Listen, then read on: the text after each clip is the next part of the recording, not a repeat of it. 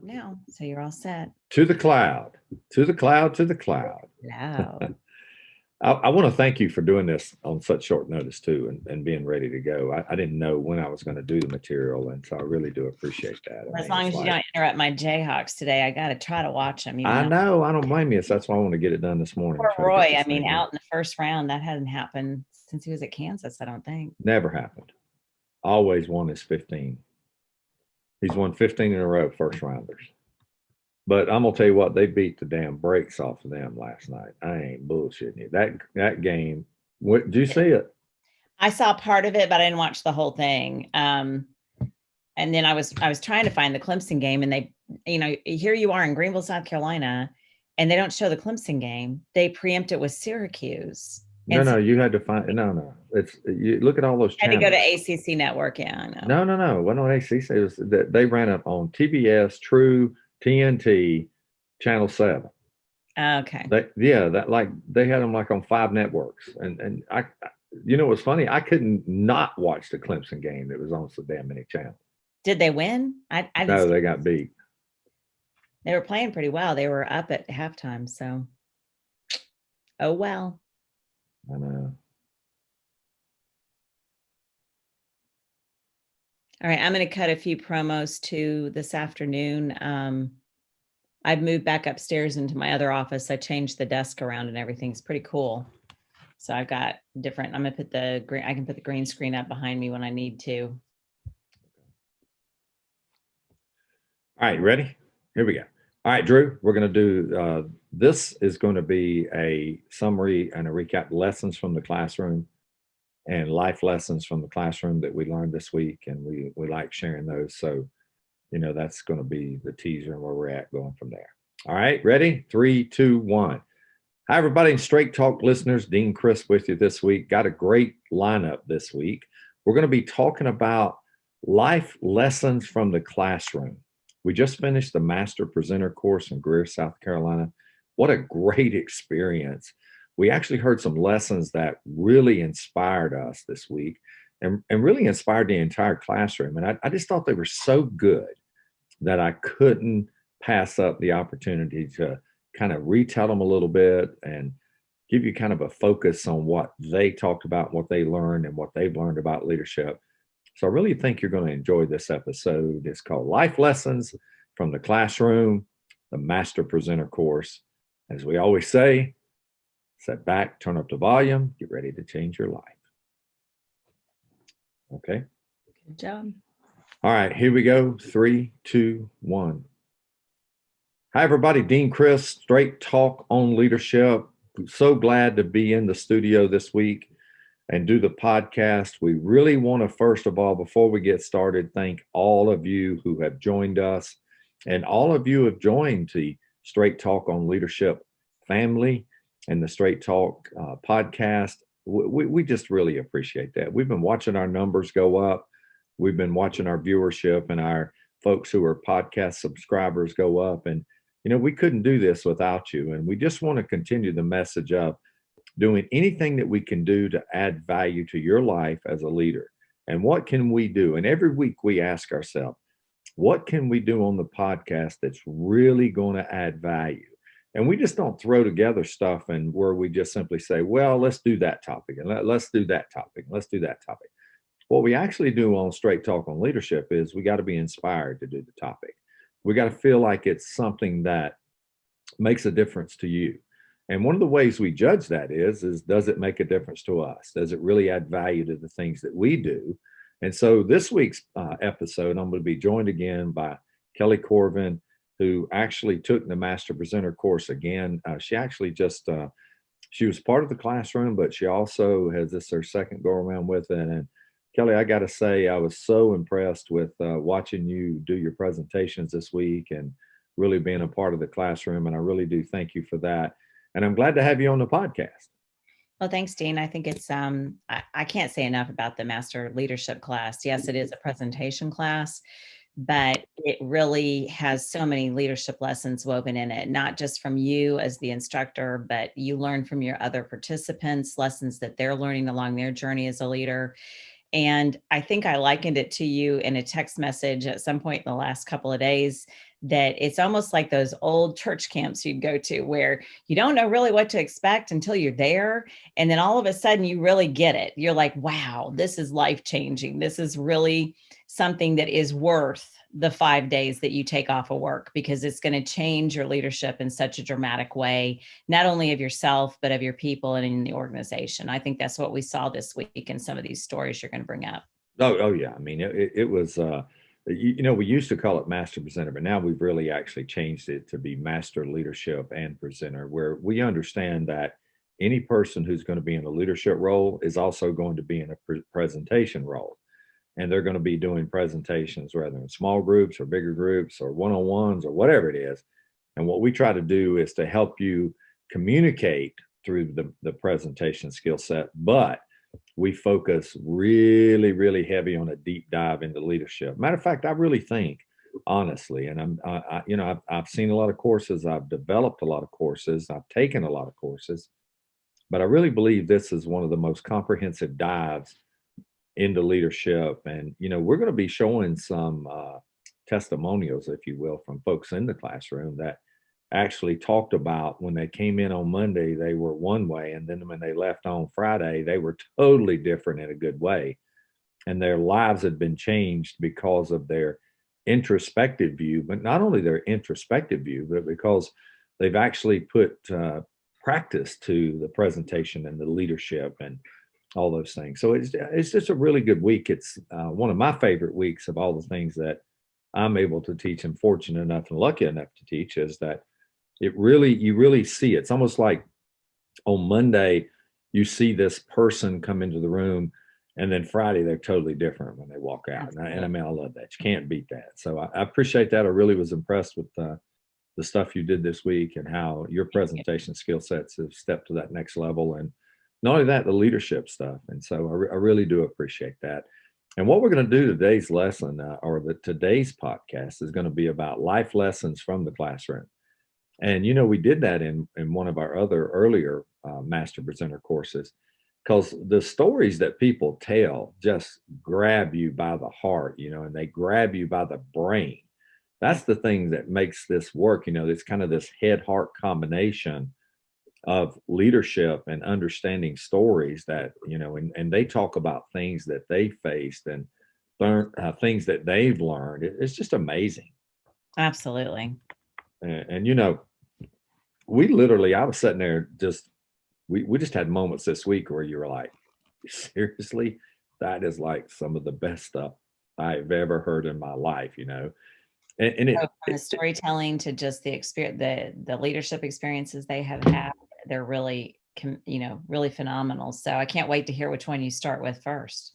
Well, one of the things I was thinking about this morning, we talked about, and in this course, we talk about, putting people at the center of your leadership. And a lot of people put task at the center of their leadership or whatever that is. And, I sent you that quote earlier this morning. Yes. And it basically said, if you want to make leadership a noble profession, then the simple way to do it is to put people at the center of your leadership, not you.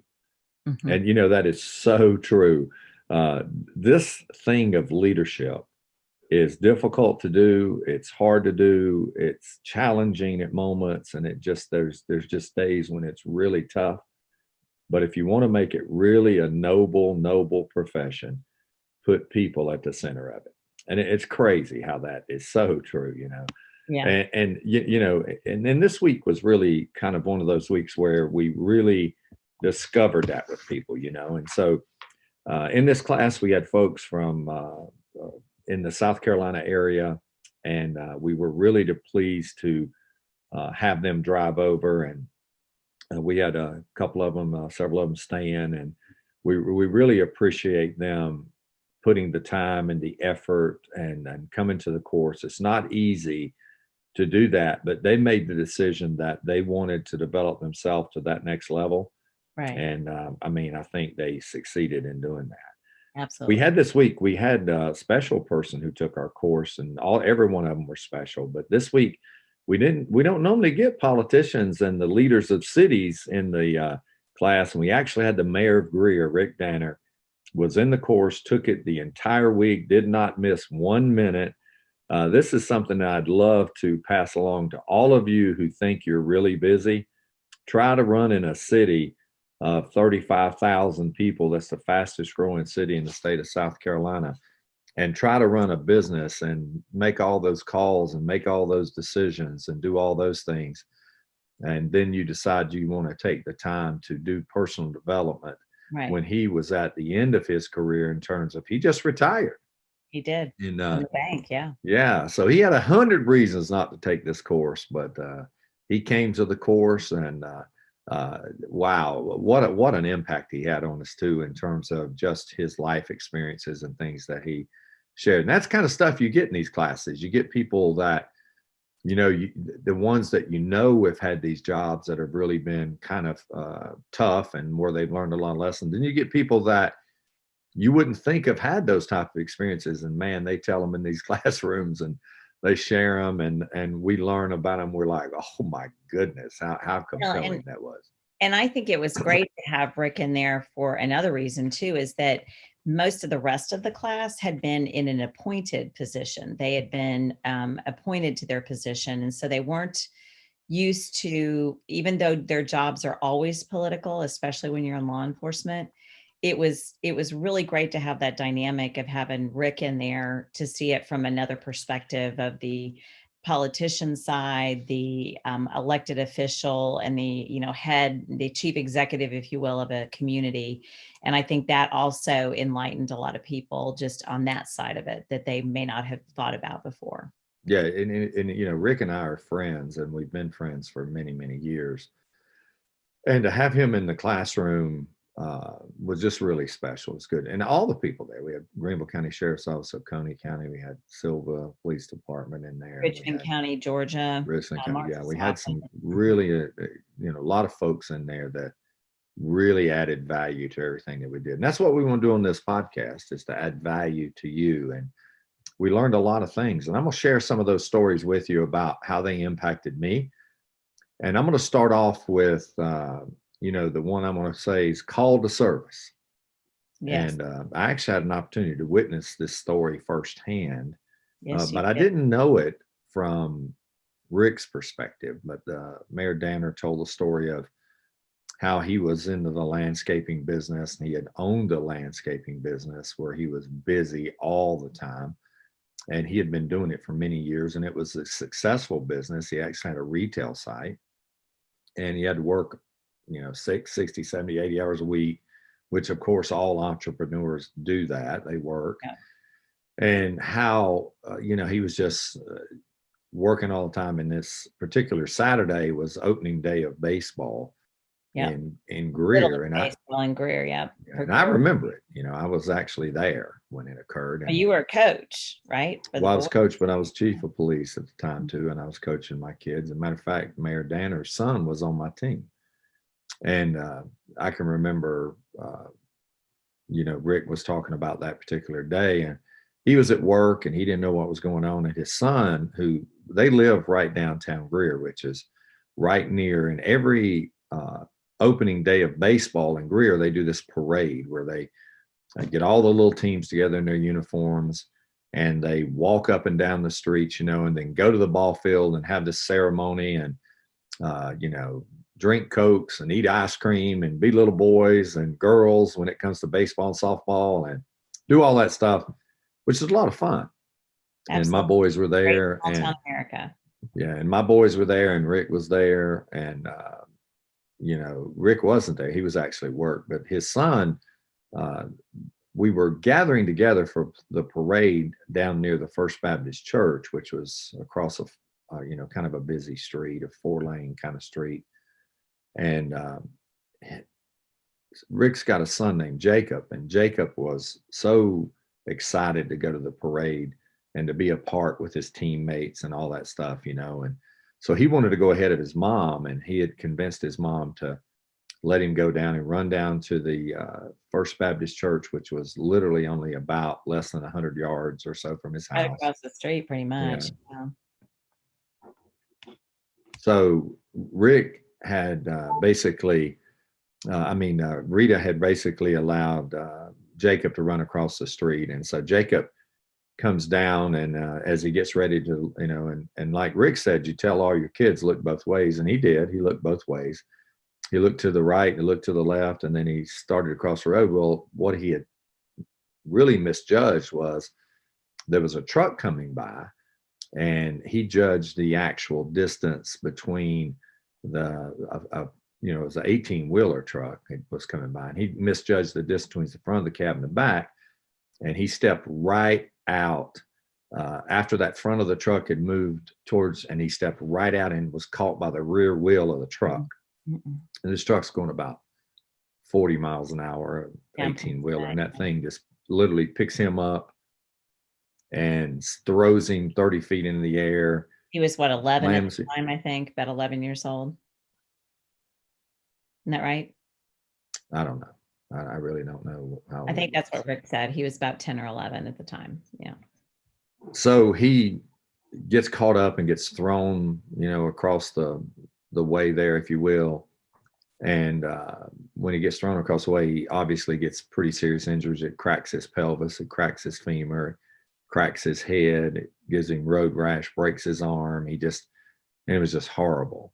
And so Rita's still at the house, and everybody's rushing to help Jacob. And somebody, I think it was his brother, runs up there and gets Rita, comes down, and there's Jacob. I mean, he is literally, almost dying right there in front of everybody. And it was all the kids. It was just a really tough scene. And I remember being there, and actually the sheriff of Greenville County, now Hobart Lewis, was a traffic officer for us at Greer at the time. And he was there. He got there really quickly. As a matter of fact, I think he was leading the parade, to be honest with you. And so we were all there, and Rita was just really, as you can imagine, any mother to be really upset. Well, Rick didn't know it yet. And Rick, actually, somebody come screeching into the store where he was, and came and got him. And then they went straight to the hospital, and the ambulance met him there. And man, Jacob he had head injuries, and he was just in a really, really bad way. And then we had an officer who stayed with their family. Hobart Lewis, matter of fact, stayed with them until late that night. And then we had an officer that stayed with them, because our community was very tight knit. Rick was not the mayor at the time. Rick was a real estate landscaper. Yeah. Mm-hmm. He was not the mayor. He wasn't in public service. We knew Rick. He was friends of ours, but he was not the mayor. But we felt like it was necessary for somebody to liaison with their family, and we did. We had that. We provided that service for him and their family. And then Rick talks about how the next days were really, really tough on him and his wife, on not knowing, and all the uncertainty and that stuff. And then when they finally were able to bring Jacob survived. And when they finally, when they came that night, came back home, they found flowers and food and gifts and cards on their front porch, was just packed. And then, they were just overwhelmed by the community support.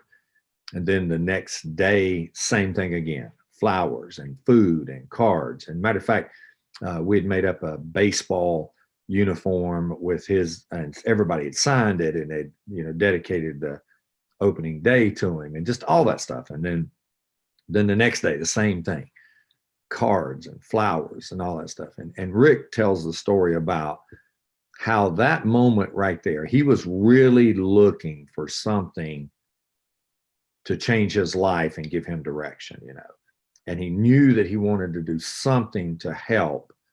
But then he realized at that moment, he got this sudden call to service to help the community. And he realized at that moment that his life had been changed forever. And so as a result of that, it wasn't a couple of years later, he ran for mayor, and he's been mayor 21 years in Greer. And has transformed that community. Really. Oh, yeah. He took what Don Wall had made into, and just created a great thing there, and took it to that next level. And And Rick is just, his footprints all over that community, with the way they've developed the community, and the spirit of the community kind of reflects his easygoing kind of, just a great community.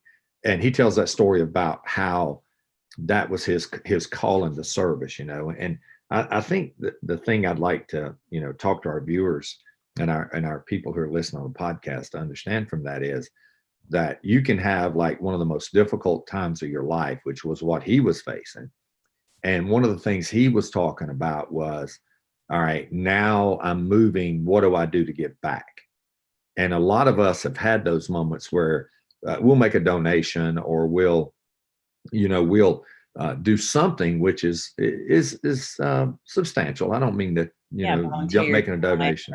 Mm-hmm. I don't mean that it's not, but what he'll do. I mean, to decide to run for mayor and then serve 21 years, that's pretty substantial, wouldn't you think? Absolutely. And so I just think that story really told me about, no matter what's going on in your life, no matter what's happening, you can find a way to make good out of it.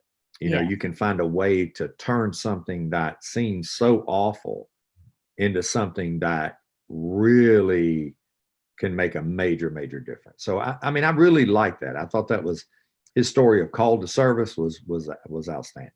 It was captivating, really. It was very good.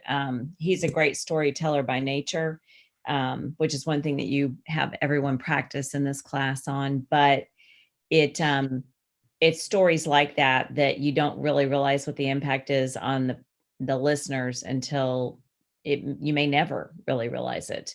But it certainly impacted me to just have a better perspective on him and to understand kind of where his call to service had come from. Yeah, I mean, that was a great story. And then we had Doug in there, Doug from Richland, Augusta, Georgia was in there, and Doug was talking about, you have to understand, Doug was kind of like one of these real linear kind of thinkers. He's a guy that was in the class that kind of sees everything 1, 2, 3, 4, 5, 6, 7, 8, 9, 10 like that.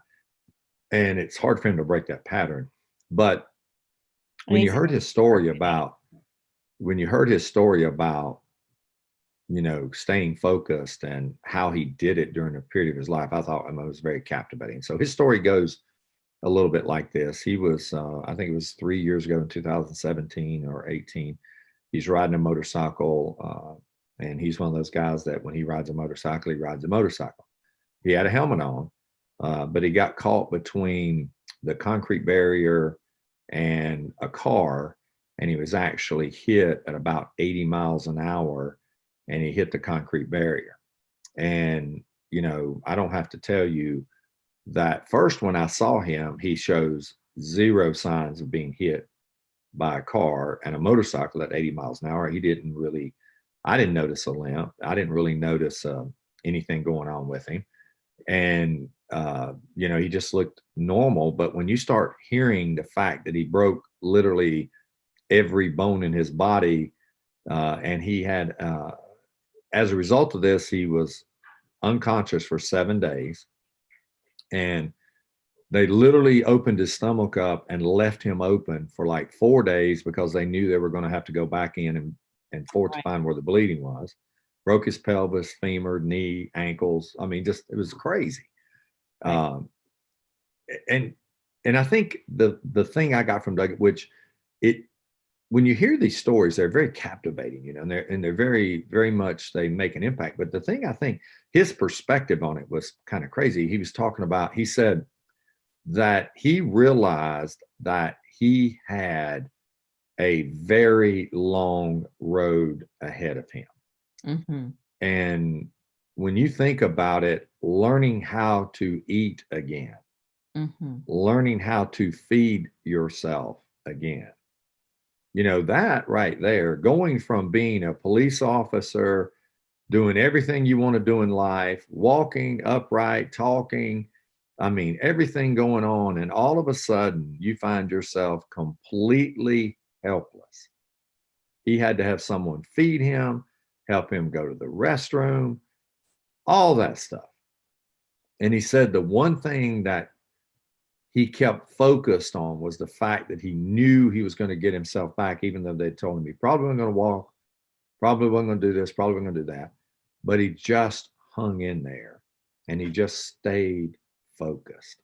I mean, that was crazy. Well, and I in think that that story. is like a living testimony to what you talk about on mindset. I don't know that I would have had that strength of will, to wake up like he did in a hospital and know that you can't even move. You can't move your head, you can't move your arms, you can't move and be told all that stuff. That requires quite a determination of will that not a lot of people have. That is a mindset shift that he had to find internally to say, I'm going to make this happen, Yeah, and it goes, and yeah, it's just, I mean, how many of us were faced with little things exactly. Yes. like, we, You lose a you know, job, or you well, I know, don't think losing a job's a little thing, but well, I'm just saying, compared to almost losing your life and not knowing if you're ever going to walk again, I guess I'm looking well, I mean, at that a relative definitely standpoint. for Yeah. sure there. But I think like just the small things that happen to us during the day. And what I took from that is, wow, we take so many things during the day that may happen to us that we think are really difficult. And in comparison to what some people are dealing with, just learning how to eat again, give me a break. I mean, it shows what you can do when you dig really deep inside yourself. And he didn't want to do that for sure, but his choice was he could have, uh, just retired from that. The doctors gave him papers to medically retire from law enforcement. But here he is back in the game, teaching, instructing, and making an impact.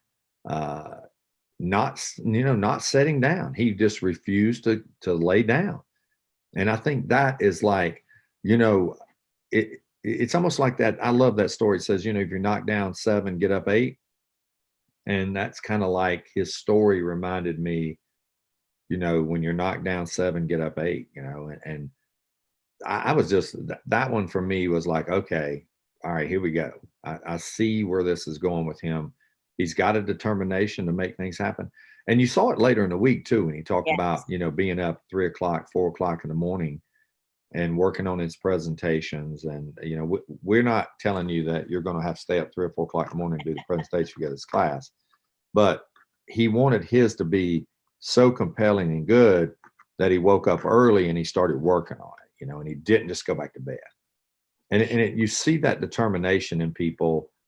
I just admired that. I mean, I don't know that I would have the wherewithal to do that. So I was very impressed with Yes. just listening the strength of determination, of how that really matters, with Well, and him. I So I think thought it was what good. we've learned from both of those stories already is the power that connection makes in the classroom or in any leadership role. Because once everyone heard that story about Doug, there was a definite group shift in terms of everyone was rooting for him to get as good as he could get. He had proven himself to be that one person that was going to be there for himself to get as good as he could get.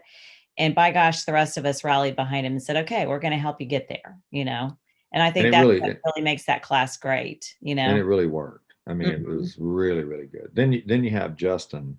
Oh, yeah. We'll move on to Justin's story now. Justin from Oconee County came up and was talking about when he was a young boy. He was in his closet. And they were playing around at home, and they used to shoot guns at each other, and they used to like to quick draw and all that stuff. And you could kind of tell where the story was going, but you didn't know like exactly the details of the story. You knew it was going to kind of go in a direction, but you didn't know where it was going to go. But when you start talking about kids and guns, you're almost like, okay, here we go. This is not going to end well. And so he was talking about, I forget if it was his cousin or his one of his Something like kinfolks might, that. Yeah. Cousins and yeah, brothers one of his all live cousins was together. playing in the closet and got out one of the pistols of their uncles, and he had them hanging up in the closet, and for those of you who are across the country and say, oh my gosh, people should be locking their guns up and do all that stuff. Well, listen, in the South, 25, 30, 40 years ago, everybody's got pistols laying around. Not saying it's the greatest thing in the world to do, but it's just a fact of life. And so, and they were told by the uncle and they were told by the parents, don't ever touch a gun, man. We ever catch you touching these guns, we're going to light you up. They were told that. But kids will be kids. And So one of his cousins decided to get the gun in quick draw. And when he did, he cocked the hammer back, fired the weapon, and it goes right through his left hand between the thumb and the first finger.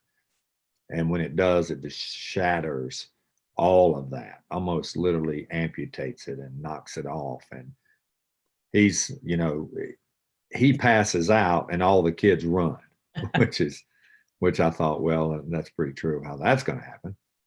So he runs, they run, he's in the closet bleeding, and he wakes up and gets enough presence about himself, which says a lot about him, and goes and gets a towel. And the first one doesn't work, second one didn't work, third towel finally works.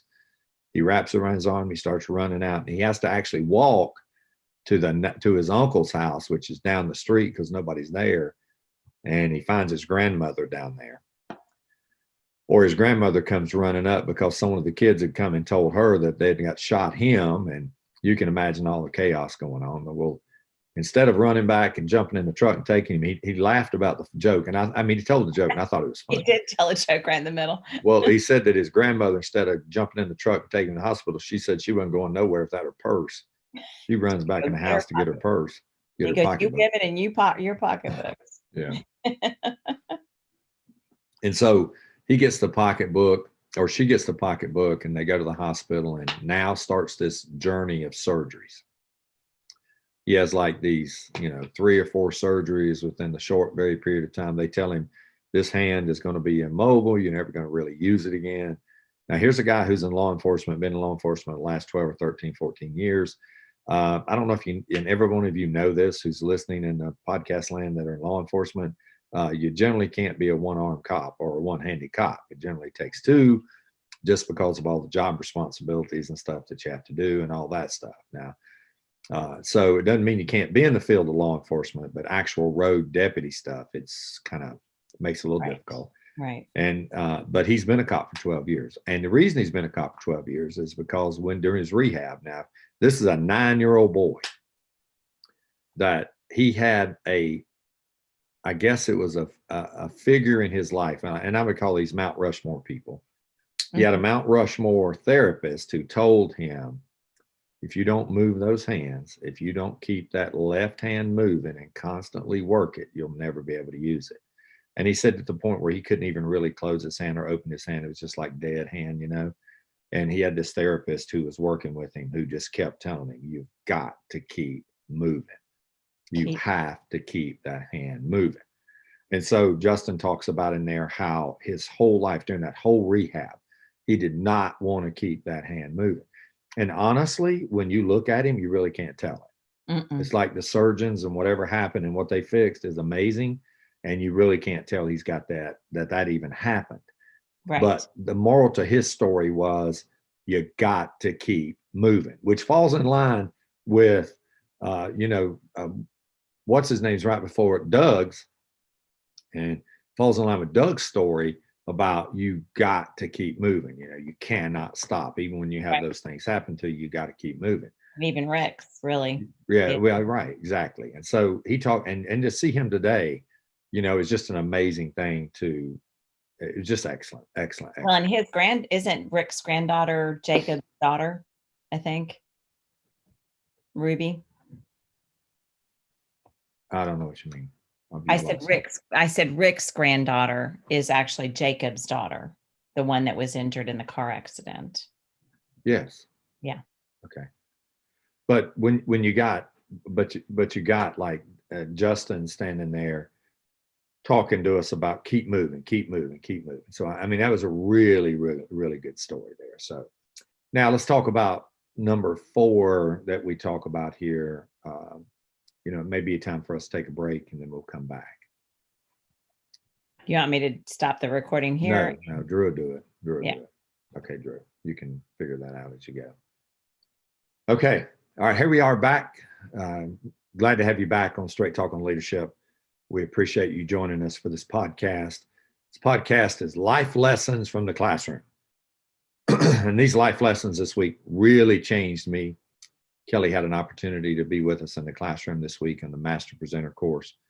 And you certainly attest to the fact that they were life-changing for us. We're going to start. This story is actually a law enforcement professional that Steve in the class, who, and I really like this because he had some points here that I think there's a couple of leadership points here that I think really need to be made. He talked about going into the sheriff's office where he works many years ago, and there were signs everywhere, like in roll call, there were signs on the door, there were signs throughout the building that said, "Don't leave your integrity. Don't lose your integrity. Integrity is everything. Don't settle for second best. Just things like that. Just really good messages that we as leaders need to be saying to people every single day, but they did it in the forms of signs on the doors and signs going into the building and signs in roll call and wherever it was. And I thought it was interesting that, he told the story about how sometimes those signs get so familiar that you forget they're there, but you Yes. don't ever forget the message of what they say. And I thought, man, that's really true, And if you ever see these signs all over your building, as a leader, it'd probably be a good idea to remind people of those in a roll call. Hey, see that sign you just walked through there? One you just saw? That means something. And just because he told the story about he was involved in an incident that there were 3 or 4 deputies involved in, and he didn't have a real primary role in it. Another officer did. And as a result of it, the case went a little bit, the incident went a little bit south. And there was a good deal of scrutiny over whether an officer had assaulted one of the individuals that they had actually taken into custody, and he had actually witnessed it. And he didn't really think that what he had done, was to the level of assault. And it wasn't that he was trying to, certainly not trying to hide anything or say that something wasn't being done. He just didn't think it rose to that level.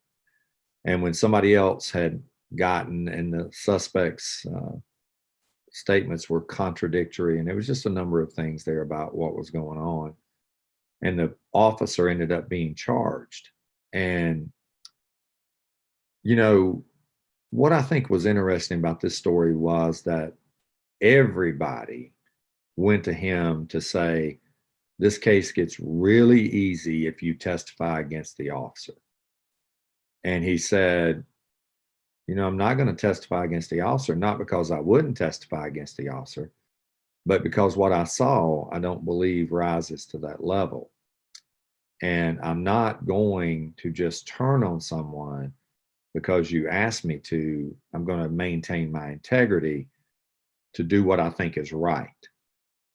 And the solicitor even came to him and talked about, and if you don't know who the solicitor is, that's the person that does the prosecution in this particular state. And the solicitor said that, he literally threatened to charge him as an accessory. And he said, well, you can charge me if you want, but I'm still not testifying with something that I do not think is appropriate. And, I wonder if us out there as leaders, or I wonder if us out there as would we have the courage and the integrity to really say, I understand you guys might have a problem with this, but he didn't assault the guy. He didn't do those things that he's accused of. And I'm not going to testify to make it easier on me. And I'm certainly not going to testify just because you're threatening me. And I thought that was a really strong story. And what's interesting about that is this guy, because he has stuck to his guns in terms of, I don't mean that, I mean, that's just a saying. He has stuck to his beliefs that he is now one of the highest ranking individuals in the organization because, and he didn't say that was why he got promoted, but it's interesting that at the end of the day, really, really staying the course on what you're doing really made a difference. And so I really appreciated that story. It resonated with me that, time's going to be tough sometimes as a leader, and you're going to have to make decisions that are hard. And will you go the easy route to save yourself, or will you go the tough route, stand what you believe is right? And I really appreciated that story and really liked that one. And then we talk about this story of Wes, and Wes is the lawyer for one of the agencies around here. He's not in law enforcement in terms of service, but he does all the legal service for the agency. And I really appreciated Wes's story about, he was in finance, and he had decided that he was making a good living. He was getting ready. He was getting married. He and his wife had decided they were doing well. She was working. But there was just something inside of him that knew there was more to life. And he knew there was more to life, and he decided he wanted to go to law school. Now, here he was was having a really good job, was making more money than most people were making at his age. He was actually was the leader in a financial management group, making business decisions, but he decided that there was more to life. And he decided he wanted to go to law school. And he told the story about going to his parents and talking to them about going to law school. And they were just shocked. They were like, why do you want to go to law school when you've already got a great job and you're just married? Why would you want to do that, And he said that to compound it, he found out at the same time his wife was pregnant. So they were going to have their first kid. He's going to quit his job and go to law school and follow what he wanted to do in life. And I thought, how many people would actually do that? What would we do? We'd take the safe route. We'd take the safe route.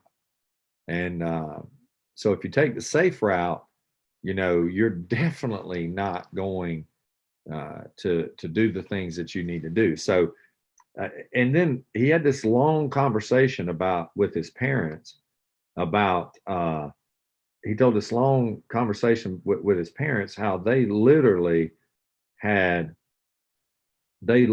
told him, you're not going to do, we don't want you to do it. We literally don't want you to do that. We think you should stay and do your job, continue what you're doing.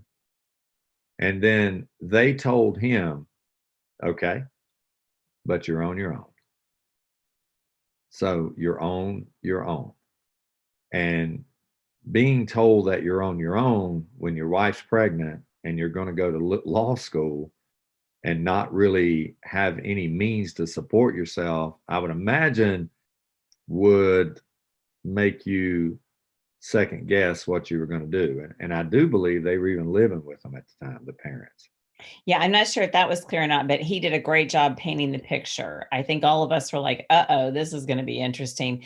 But I will say, of all the stories you've told through Wes's, and even the last one that I think you're going to touch on, that the theme that comes through loud and clear is you have to listen to that internal voice inside of you that's telling you. Many of them attributed to their faith, and can't deny that. But there are definitely crossroads we all face where you have to really dig deep inside yourself and say, what's the right thing to do here? What am I being called to do? Yeah, and that's the one thing that he said was he was at a crossroads. It's like, what do you do when you go to a crossroads? And I think he even referenced that some book, and Wes was very smart in his class, and he had just a great intellect that he brought to the classroom. He referenced to some book where somebody said, when you come to a crossroads, you find a stump. Yeah, and that's and right. and he said, you find a stump. So I'm not sure. I'm imagining that the stump is for you to sit on and decide what road you're going to take. Yeah, which direction you can go. Yeah, which direction you're going to go, which I really liked. And he said that, he found this stump, and then he thought, I've got my whole life in front of me. Or do I go to law school and become what I really want to become? Or do I stay in this financial business? and make more money than I'm definitely probably going to make as a lawyer, but do I do the things I want to do in life? And it was real interesting. Yes.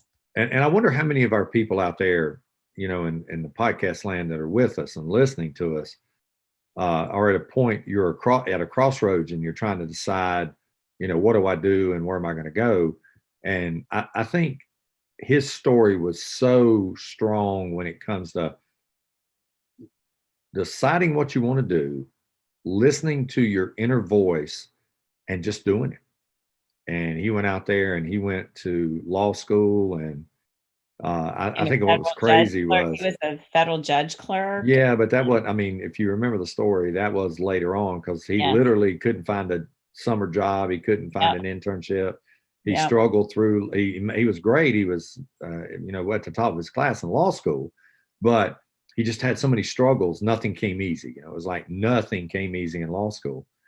And then he ends up now he's an attorney in law enforcement, loves what he's doing and just making a major impact. So I guess it's kind of like you have to decide in life, is my footprint going to be really small or is it going to be really big?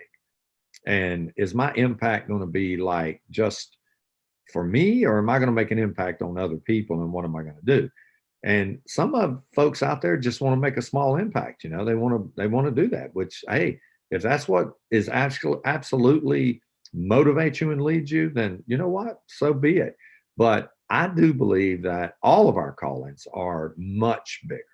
Yes. And that we need our footprint should be much bigger than we've got them now. So I'm gonna ask you this question, everybody out there in podcast land. How big's your footprint? And let's work on making our footprint bigger. Let's make our footprint bigger where we can make more impact. And I think we learned a lot from Wes's story.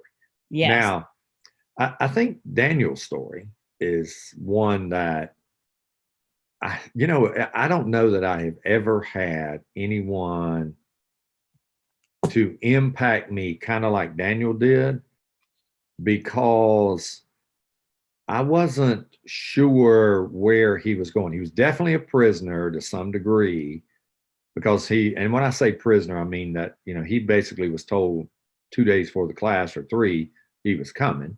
Voluntold. Yeah, there you go. And, when he came, but he's an instructor. So he's teaching rookie school and has been in the business, 13, 14, 15 years. And he really wants to be a really great presenter. So I'm not sure what the hesitation was, but he came. And Daniel's story was as good as any of them, not so much for what Daniel said to us, except on the last day, but watching him develop during the week was like crazy. Gosh. Unbelievable. He came in on Monday and literally he made a presentation and everybody in the room was like, uh-oh. Not that he was horribly, terribly bad. He just had zero self-confidence, I felt like. He was very uncomfortable in front of the group when we started. Yeah, he lacked a lot of his own personal confidence of where he was trying to push himself to. He knew that he wanted to be good at, I don't know that he knew then, but he wanted to be good, but he just didn't know how really to get good, And so I think he was a little bit, and I don't blame him for being lacking a little bit of self-confidence after you hear Rick and some of those speakers that ran the class this week, they were pretty good. But see, that's the great thing about this class is it doesn't matter what level you are, that you really can come in here and make a major impact, and Daniel made a major impact on me. Well, and I don't care how good you think you are when you come in this class, you will get better. You will definitely get better just by all the stories that you hear from other people, the interactions, the desire, the natural desire that we have as humans to want to help each other. The connection part of this class is just phenomenal. And every time I go to it, I'm amazed. And I think he got that, it's like, if you were to, like some of you out there in podcast land, you're thinking about, well, what's that magic thing that you do that makes everybody better? Well, what I'll say about that is I'm not going to give away the value of the class, but I will say just come and find out because and it's not trying to be coy or cute. It's like It's just something you have to kind of experience and understand, because I could tell you all day long, but it's not going to make any difference, just words. But what I saw with Daniel is, he just walks up there. He's very, uh, just not very comfortable and scared to death a little bit, if you will, and just struggling a little bit. And then I think it was about Wednesday, I was in a group with y'all, and Daniel was in the group, and in these classes, I really let people develop. Like, we watch them and we talk about in leadership too. We watch people develop as leaders, and this is the one thing I want to say about the courses. It's not so much, it is a master presenter leader course, but it's equal to get both. And you saw Daniel's leadership and his presentation take a major step forward, this week. Yeah, no, I think the epiphany that occurs, at least it did for me, is, and has the last 2 times I've sat through the class, there's a heavy focus on the presentation, and like you say, all leaders are presenters, whether it be an audience of 1 or an audience of 1,000. I think what it does is it starts to, the connection that occurs within the classroom with the students is something that is just hard to explain. It's a dynamic there that I think they'll take back and replicate within their agencies and their departments where they work, that makes a big difference and a big impact going forward. And that's what I think is so special about this class. Well, also the fact that we do a 21-day challenge after our master presenters, and we get we get the folks, and we get them to keep as a group for 21 days through the app that we use, and through connection every day of building what we've learned upon. Nobody does that. And so I would encourage all of you to take part of that. That's something you can do with the class. But so when Daniel gets up, I think the epiphany moment for him comes on Wednesday when, I was looking at him, and he was doing his presentation, and it was in a smaller group, and we do smaller group interactions too. And it was in a smaller group, and I actually asked Daniel the question. I said, Daniel, do you really want to be good at this? And if you do, how good do you want to be? And you almost saw him stop, like, Wow. How good do you want to be? And this is what Daniel said the first day. I didn't say this. Daniel said it. He said that he actually had presented to a course to a bunch of new recruits who had to take a state examination. And when he got done, everybody in the class failed his portion of the course. And I thought, wow, that's a very strong statement about, yourself, and he was not afraid to say that.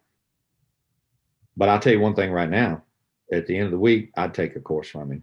Absolutely. He got up yesterday and literally killed it. He owned it. He took responsibility. He stepped his game up. He was totally relatable. I mean, you wanted to hear what he was going to say and teach you. He did an awesome job. He really did. Tremendous growth right before our eyes. And I think his story's about, sometimes you think you want to be good, but you don't want to put in the work. Sometimes you think you want to be great, but you don't really want to put up with all the hardships. And for him, I think he learned, if I'm going to be really good at this, I got to work at it. And buddy, he did. And 2.5 days later, he's knocking it out of the park. He has that change in mindset, and his effort commitment goes through the roof. And he's just a totally different person. I mean, it's just amazing to watch. Well, and I had the chance actually to talk to his chief yesterday afternoon, and it's a testimony to, you can see what the difference a leader makes within an organization, where his new chief was the one that was truly encouraging him to get better. And he basically, when we called them and said, hey, we got this class, if you're interested, send somebody. And the chief basically said to him, if you don't take it, I will, but I think you could really benefit from it the most.